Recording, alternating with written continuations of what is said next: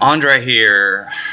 So I was asked to kind of show my workflow in terms of how I edit aviation shots. It's going to assume that you have three pieces of software. I'm in Adobe Lightroom right now.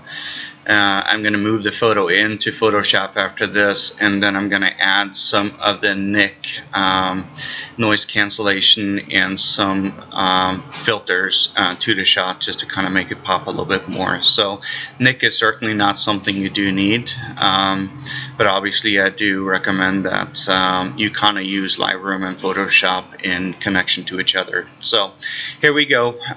So we're sitting here looking at this shot. The first thing I usually do is I hit I a couple of times just to kind of figure out what lens it was shot with. Obviously that's easy when I'm shooting with my equipment, but working on somebody else's shot here, I see it's shot with a Canon 400mm lens. So I'm going to go in and enable everything here in the lens correction basic panel.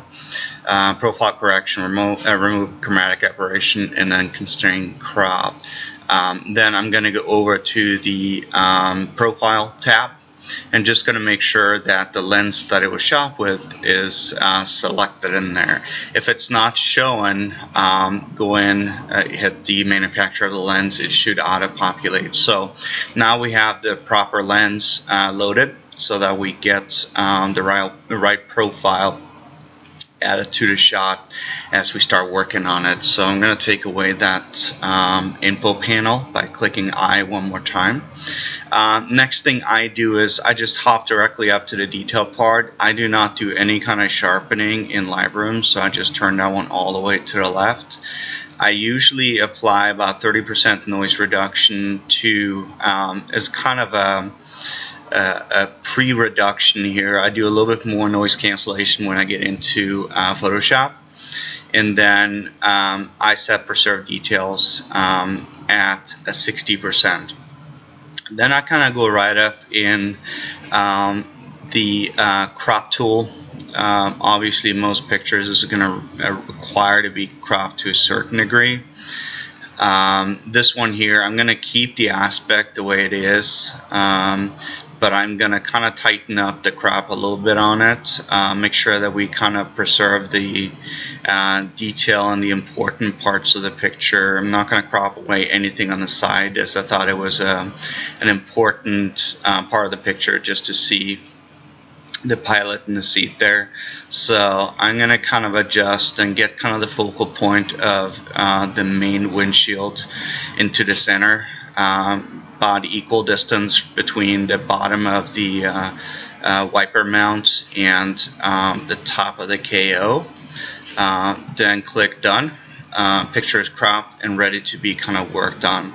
I don't necessarily work on it in 100% view in Lightroom, as I'm just making minor adjustments to it. So it's mostly color, sometimes adding clarity, which I'm going to do on this one, by the way. So I'll drop into the basic panel. I went through all of the options here in terms of white balance. I found that the neutral as shot work best. It doesn't have too much blue hue in there, and it does not have too warm of a look either in terms of a lot of yellow and some red. So I found that it was a good balance. Then I immediately kind of go down to adjust the white and the black point. So hold the Alt key on your keyboard, slide the white point to the right. See, there we go. Slide the white point to the right until you're starting to see some bleed through. So obviously the further you go to the right, the more is going to bleed through, and basically it's going to lead to a blown out picture. So right now you're losing details in the shot, so you want to back it up to about the point where you barely can see any kind of bleed through to get the proper white balance on the shot. So for me in this one here, ended up be about plus 45. We may have to adjust that one again as we kind of play with exposure after we're done here. Then we do the same thing on the black. Hold the Alt key and then slide to the left until you start seeing some bleed through. And in this case, blacks were pretty close to dead on to start with. So you can see right now there's a little bit of a bleed through right there, and that's, I believe, from the windshield wipers on the plane. So let go of your button. Now you're gonna see that it looks pretty good from an exposure standpoint.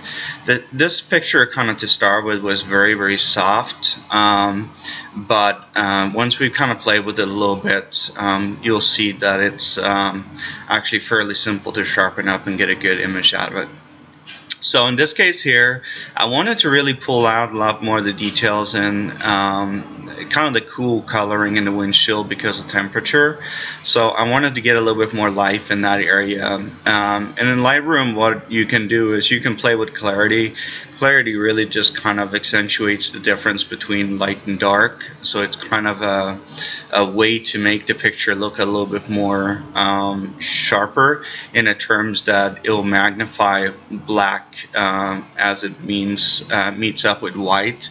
It's not necessarily a sharpening method, but it'll bring out the contrast differences between the two. I did kind of a test run on this shot just to kind of be able to speed up the process of the edit a little bit more. Decided to run the clarity up to about 20. I also added a little bit of vibrance. Vibrance, the difference between vibrance and saturation, vibrance really just kind of brings out more color, or it just kind of magnifies the color as is in a picture, whereas saturation just basically throws color into the entire picture, and it tends to get unnatural very quickly. So I play with vibrance more so than saturation most of the time. So we've added a little bit more life in the picture. I don't do anything else in Lightroom, so I tend to pull it directly into Photoshop from this point. It's a very standard workflow to me to go through it this way. In Lightroom does not change much at all. What I do with things in Photoshop really kind of depends a little bit more on the pictures. So let's go ahead and pull it into Photoshop by click edit and edit in Photoshop. Don't use an export function in this case. Just use the edit in function. So I think that's a mistake that many do, is that they try to export it and then pull it into Photoshop afterwards. So here we go. We got the shot set up here in Photoshop. First thing I do, if it's a photo that I'm going to upload to, let's say, AirTeam Images, where they require higher resolution for us photographers, I usually start at 3000 pixels, and that's what I'm going to do with this one. So it allows you to save a high resolution, and then we'll resize it down to the 1200 pixel. You can do 1200 or 1600. This picture is sharp enough to do both, but 1200 really look good as the finished result. So first thing I'm going to do is I'm going to resize it, and I'm just going to use the built-in. I have a lot of one button actions created, but I'm just going to use the built-in so that I can kind of work through everything else. So I'm going to resize it to 3000. So this one here is in the 3:2 format. I keep it at 350 pixels per inch, but that's mostly got to do with the with being able to print the photo. I don't print a lot of my aviation stuff, but I do sell stuff through AirTeam Images, so I kind of keep it in that regard. Resample, I keep that to automatic. Click OK. Photo has been resized. I click Control 1 just to be able to see the photo in 100% view. And it's important that you do that when you're applying edit, because this is really kind of the true view to the photo. If you're zooming out, now in this case it's set to 48% on the view, you're not going to get a true view on your picture and how it's going to look. So right now it kind of appears that there are some small jaggies on the K, but if you're zooming into 100% by hitting Control 1, you can see that there really aren't any jaggies on the shot the way it sits right now. So so we're in 100% view. I'm going to go into Filter, Nick Collection, and I'm going to choose Nick Define actually, I have one more step that I'm going to apply to this picture here. Go into Nick Collection, do raw pre-sharpener. That's kind of just an initial stage of sharpening that you can apply if you have the Nick plugin. I'm going to kind of use the KO as kind of my reference point here, and you can see when I slide back and forth based upon the preset that I have my pre-sharpening set to right now. So it's 55% adaptive sharpening, and I'm pushing the sharpened areas closer to the sharpened edge, just to make sure that the sharpening itself is going to really be focusing first and foremost on the edges. I'm going to take it down a little bit here. I don't see any jaggies, but as we start working with contrasts and different filters, that may happen very, very quickly. So I pulled it down to 45. We're going to do some added sharpening here in a little bit, and you can see that it definitely applied some sharpening to it by sliding back and forth here. So click OK. We've now done our pre-sharpening to the shot, and you can certainly kind of push around on the picture and see certain areas. What I really wanted to focus on here is to make sure that we get the details in these screws, and of course at the same time really preserve that KO. That's really easy to over sharpen because anything with straight edges is really kind of the area that you can see it in first. Now we're going to go into the filter options, Nick Collection, then choose Nick Define 2. I use the automatic profile here, so I just kind of let it load up what it thinks the noise reduction sheet needs to be. Click OK, and the initial stage of noise cancellation has been applied. I'm working on a laptop here, so it may not be the quickest way to do it, but I wanted to do it this way.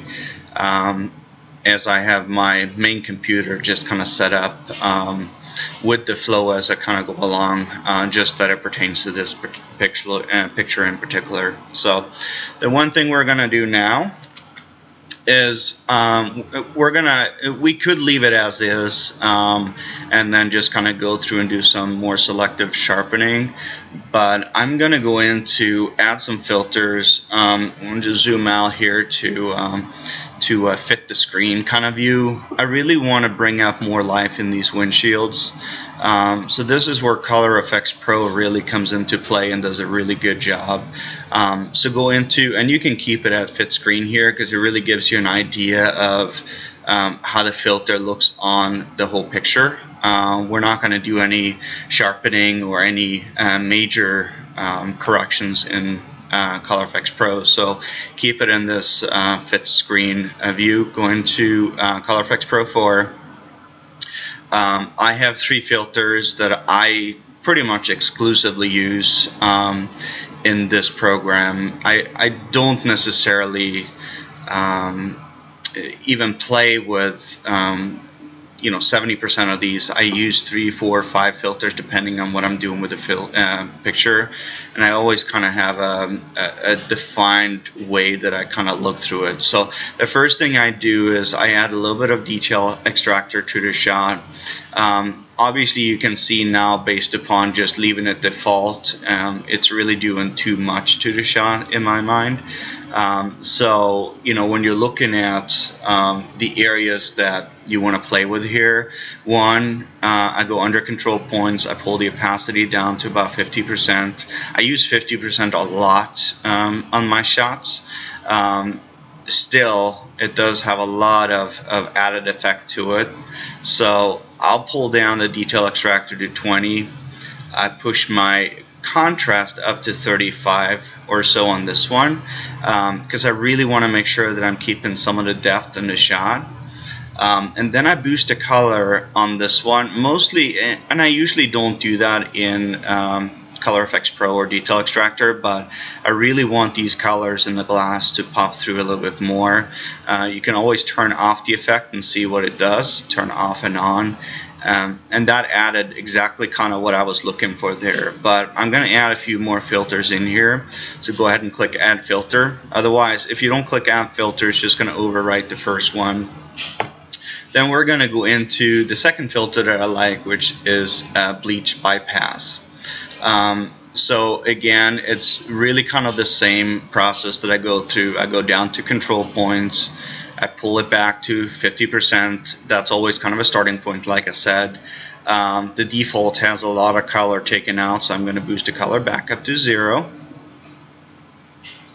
I'm going to pull the contrast all the way to the left, and then we're just going to play with the local contrast here. This is a filter that can easily get you too carried away, so I'm going to pull the local contrast way down on this one. As a matter of fact, I'm going to go down to, let's start around 10 here, turn the filter off and on, and you can see it's adding a little bit more depth here again without making the actual shot being a little bit, it keeps the natural look to the shot. Then we're going to go into the last filter that I'm going to apply to this shot here, which is tonal contrast. This again is one of those that is very easy to use too harsh. You have different contrast types that you can kind of go through. You can certainly hover over and see what the different ones do. I tend to use, you know, one of 3 options at all times. It's either standard, fine, or balanced. And this one here, I used fine as a starting point. Again, I go down to control points, push down the opacity slider, start at about 50 again. On this one here, I didn't touch any of them, any of these highlights, midtones, shadows, and saturation sliders.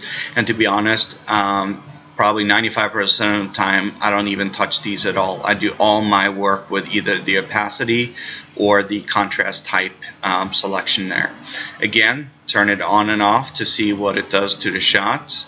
I'm happy with what it does here with these settings. It brought out some life here in the fuselage, some of the imperfections in the fuselage, some of the dirt, brought out some of the lines here. So that's exactly kind of what I wanted to see. So in order to kind of see how it looked like before you started with color effects, go ahead up here and click and hold on the compare button and then release it. So go back and forth between the views and you can certainly see what it did to the shot, and it still maintained it's a very crisp look. It's not looking unnatural in any way, but you really brought life to this middle portion of the shot. So that's all I'm going to do in Color Effects Pro. Click OK. And now we go into probably the one area of aviation edits that most people make a lot of mistakes with, and that's guess what, guys, it is sharpening. So I'm sure you all have heard some feedback from editors when you've uploaded pictures either too soft or over sharpened, which probably is the #1 typical thing that tends to happen. So when you sharpen and when you work on something like that, you always want to be in 100% mode. So I'm going to click Control and 1. I've already kind of talked about what I want to stand out on this shot. There's very little reason to sharpen anything in these white areas because it's just going to introduce noise to the shot.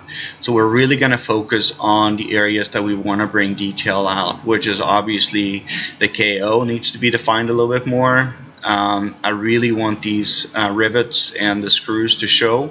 I want details on the wipers, small details around, including lines that are showing, lines here, and then I also do a pass over the glass just to kind of get a little bit more sharpness in what we can see through the glass. So let's start, and this is my process. I use it a lot, or in fact most of the time on everything that I do, as it allows me just to sharpen certain areas of the photo instead of applying sharpening to the entire shot. And obviously we don't need to sharpen anything on the sides here, and certainly no reason to sharpen any of this stuff here. Anything that's white that just doesn't have any kind of details in it doesn't need to be sharpened at all. So let's go ahead. First thing we're going to do is create a duplicate layer. So hit Control J or Command J on a Mac. I'm working off of a Windows system, and I just prefer that. Then go into Filter, go into Other, go into High Pass, and that's going to turn your shot, and this is important to be in 100% view. It's going to turn your shot very gray. So what you see here is basically you see some bleed through from the back, and the bleed through just kind of shows you what you're going to be sharpening on this shot. What you need to pay attention to is any areas that you have these halos around certain areas. That just kind of means that now you're going to be over sharpening this area when we're starting to brush on. So we want to reduce the radius. In this case, let's go down to 0.5 and see how that looks. You can see that I took some of the halos away from here. I can slide it up here, and that shows you what the effect really looks like in terms of how it sharpens. So here it's better to go over multiple times than over sharpening on first pass. So we can do this as many times as we want. So we're going to start with 0.5, click OK, and then you want to go into this blend mode drop down over on the side here. So click on it and then choose hard light, and that's going to bring the picture back to the way it was. But now, just by leaving it this way, it actually applied sharpening to the whole image at 0.5. So we need to create a mask and just tell the software what areas we want to sharpen. So go down on the very bottom, click on what looks like a little camera. That created a mask that you want to use as your layer to sharpen. Right now it's white, meaning that we need to invert it. So hit Control I, and that's going to show you the mask in black instead. You want to make sure your brush color sits at white. Then you want to choose your brush. You want to choose your opacity. Again, I leave opacity at 100% here since we adjusted the strength of the sharpening through the high pass filter. Then go choose, I call this, it's called a hard round brush, which is number 2 from the left on the very top row. And then you want to try to basically increase the brush size so it makes it a little bit quicker. You don't have to be exact here. You're not going to get any artifacts that are odd by getting a little too big. So just kind of adjust the brush size to a decent size so you can sharpen the picture pretty quickly. Click and hold the mouse button. Don't do it multiple times, because every single time you release the button, you're going to be adding a new layer of sharpening on. So click and hold, and then just kind of brush the sharpening on in those areas, and then release the mouse button. We're going to do the same thing here to the detail areas that we want to touch on the plane. So we're just going to go through and start up here with the trim. And then just kind of work our way top to bottom. Again, you're just brushing a layer of sharpening on, cover the windows too. And you can see on the very layer mask here what areas you're now applying it to. So if you're missing spots, you can come back and cover those up as you please when you're done with this first pass over. So we are just brushing sharpening on. I'm sure it's a little bit hard to see from the video what it's doing, but I can definitely see it on the screen that it's bringing to life out in these areas. And like I said, I'm also going to sharpen the glass just to get a little bit more of the details kind of popping through. So we've done a pretty good job here on the first pass. You can see it's covered well. We also want to do the side window here. and make sure we have all it covered. I'm going to reduce the brush size a little bit so we can get some of these details that you can see bleed through here in terms of imperfections, touch-up paint, things like that. And then do the same thing just kind of here below.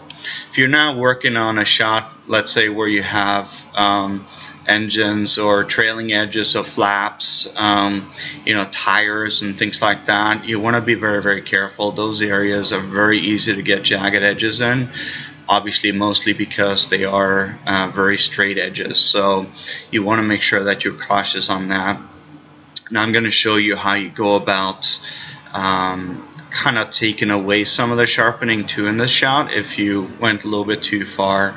Obviously the better thing to do is just to apply multiple layers on thin instead of going back and trying to fix some of the mistakes that you made. So we've gone through now and done the first pass. You want to hit Control E to merge down that layer. We're going to go through the KO with one more pass, and I also want to do one more pass along the screws and the rivets here. So again, you want to do Control J to create a duplicate layer. You can also do that obviously in the drop down menu. Then we're going to go into Filters, Other, Height Pass. I apply this one too at 0.5, click OK.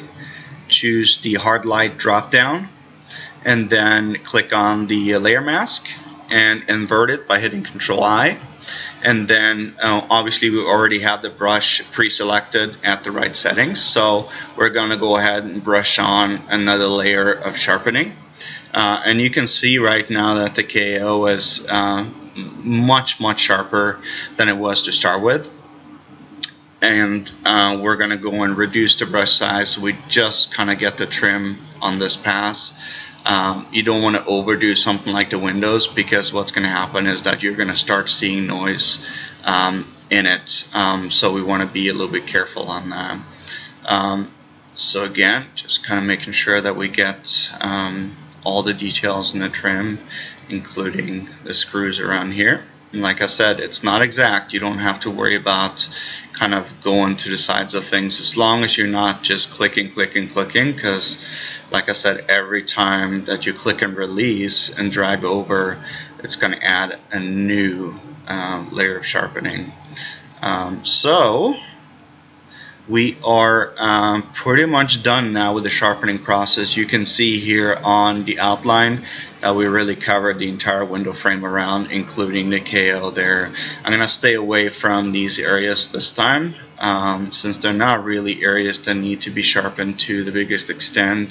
I'm going to add a little bit more here in this area just to kind of get a little bit more life to that. So now we've applied all the sharpening that I'm actually going to apply to this shot here. We want to merge that down by hitting Control E. At this point, I always go through and do another pass of Nick Define just to kind of take away any kind of noise that we added in the process. So go into the filters and then Nick Collection, Nick Define. Let it work its profile out. Leave it in automatic. Click OK. And it's going to take away the noise that really was added to it. So what I do now is I kind of just carefully scan the whole picture to see if there are any areas at all that I may have over sharpened, that have jagged edges to it. In a resolution of 3000 pixels, there usually isn't, as long as you didn't go overboard, and this one looks good. Even the lettering here looks good, so I'm going to go ahead and save the high resolution shot before we resize down and take a look at the smaller resolution. So always go into Save for Web. Again, you set this once and it's really kind of a done deal. JPEG maximum quality 100. Important for anything online that you upload to convert to sRGB. Otherwise, it will not look right on the screen. So if you don't check this, you're going to have a really weird hue on the picture, the way that the browser reads it and gets it posted online. So make sure that is checked. Metadata, it really just kind of depends on what you want to have showing in terms of camera settings and everything. I just keep mine at none now. I used to keep it on all, but I keep it at none. Keeps at least a few things secret out there. Image size 3000 by 2000 on this one. Keep the quality at bilinear. I found that that's the best way to go on reducing sizes. And then click save. You know, choose the name of your picture. So in this case, I'm just going to call it high res. Save it to my desktop. And now we are ready to work on the smaller shot. So we're going to resize it down. Like I said, you can do 1600 too for airplanepictures.net, but I usually go 1200 because it does help kind of hide some imperfections that may pop up here and there. So click OK. And again, you want to work on the picture in 100% view, which you obviously know by looking in the bottom left corner. It's now sitting in 100% view. This picture looks pretty good to start with. I don't see a lot of artifacts that may need to be brushed out, but I'll show a couple of areas that could be a concern. On the inside where the trim meets the glass, there's a little bit of a tendency to see some jagged edges. The same thing kind of on the outside where it meets the fuselage. You can see on the wiper arm there may be a few jaggies on the outside here of the arm. I think the K has a little bit of a tendency now kind of on the front side of the bottom forward side in the K. So we're going to go through and we're going to brush out some of the sharpening there using a blur effect. Angelo taught me this one and it's worked really good. So again, create a duplicate layer, Control J. This time go into Filter, Blur, Gaussian blur. Always leave the radius at 0.7. It seems to do a really good job at that setting, so always leave it there. I don't change it. Click OK. And now you can see that it blurred the whole picture, and obviously that's not what we want. So again, we want to create a mask and just selectively choose some areas that we're going to blur out. So go down, create a mask. Once again, invert it, because you can see it's still blurry all the way across, but when you invert it, you bring the picture back to normal. So basically now, whatever we brush is going to be blurred. Here is where opacity comes into play.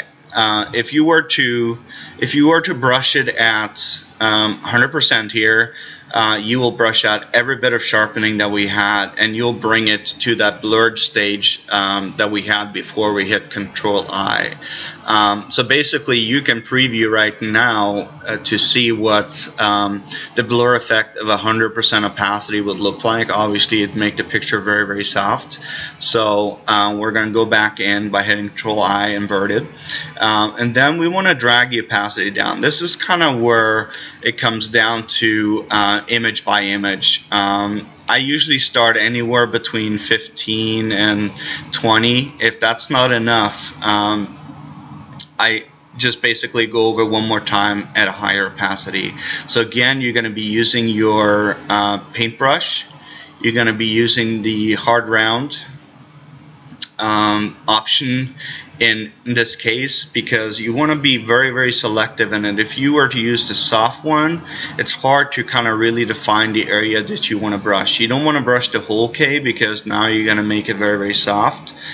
So we're just going to reduce the brush size, and I'm just hitting left bracket key. You can obviously do that in your drop down as well, but I'm going to go in now and just brush on the very front part of the K here to kind of take away a little bit of that punch in the letter. And you can immediately see that it actually put a little bit of a fuzzy kind of forward look to it. So just going to go through any area where you may think you've over sharpened. Remember, this really comes down to looking at your shots with a very critical eye, and you need to do this every single time, especially if you're uploading to airplanepictures.net or airliners or any of these serious sites, as the screeners there will notice any of these imperfections. So again, I'm going to go down here on the front side of the arm, just take away any of the potential over sharpening that we did. Then over here in the window corner, I'm going to add a little bit more there, and you can see here that I didn't really get it all, so I'm going to increase the opacity to 25 and go over one more time, and that took off the edge a little bit more. So I'm just going to kind of run it up the whole window frame here, just to make sure that I really got it all. So that looks good. So we've kind of gone through now. I would just kind of make one more scan around your picture and see if there's any other areas that may come back to haunt you in terms of jagged edges, and I would just brush those out with a blur, and just kind of walk through the picture multiple times and then just kind of look for anything that's an imperfection. But start looking at those straight lines before anything else. You can see over on the mask the areas that you touched with the blur. At this point, we're really done with the shot. I just usually hit Control Shift and E. That flattens the picture, so you take everything you've done to the shot and merge it down into the final result. And again, go into File, Save for Web. These settings remain the same. In this case, you can see that because we resized the image, it's now saving it in 1200 by 800. Keep everything else the same, click Save. And now we have a low resolution a shot that we can save. So obviously you're going to see that the file size is quite different on that one. And just to kind of look at the desktop and where they sit, there they are. You have your high resolution shot, and then you have your low resolution shot here, both basically pin sharp and good to go. So hope that helped. If not, you know where to reach me. I'm more than willing to help anybody who's got questions around aviation edits. I'm not perfect at it in any way, shape, or form, but it has certainly helped me a lot in the 1 year that I've been working on aviation edits. So have a great rest of the week, folks, and we'll talk soon.